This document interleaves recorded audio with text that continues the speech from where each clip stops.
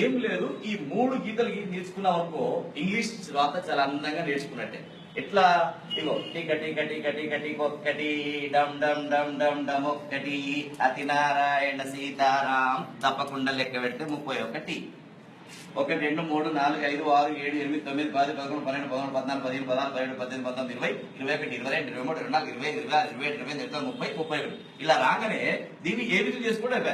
ఏ, ఇది బి, ఇది సి, ఇది డి, ఇది E, F, G, H, I, J, K, L, M, N, O, P. మారిపోతుంది రాత తొందరగా.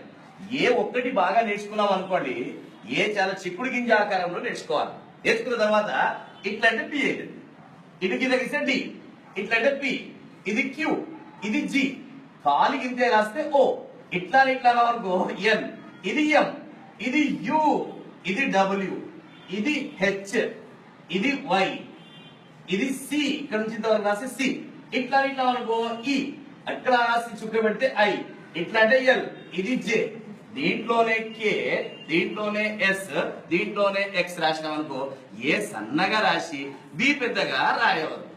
ఏ ఎంత రాస్తామో బి కూడా అంతే రాస్తే బాగుంది. ఇది గుర్తుపెట్టుకోవాలి. పైన 7 1 2 3 4 5 6 7, కింద 6 1 2 3 4 5 6, పైన 7 కింద 6, మధ్యలో 21 1 2 3 4 5 6 7 8 9 10 11 12 13 14 15 16 17 18 19 20 21. పైన ఇగో బి, ఇది డి, ఇది ఎఫ్, ఇది హెచ్, ఇది K, L, T. BDF HK అంటే పై 2 డబ్బాలలో రాయాలి. ఇగో G, J, P, Q, Y, Z, ఇవి కింది 2 డబ్బాలలో రాయాలి ఫోర్ములా కాపీలో. ఇక్కడ ఇగో A, C, E, I, M, N, O, R, S, U, V, W, X, ఇవి మధ్య డబ్బాలో రాయాలి ఫోర్ములా కాపీలో. ఇవి పై 2 డబ్బాలలో, ఇవి కింది 2 డబ్బాలలో, ఇవి మధ్య డబ్బాలో రాస్తే ఇంగ్లీష్ ఈజీగా మీరు చాలా అందంగా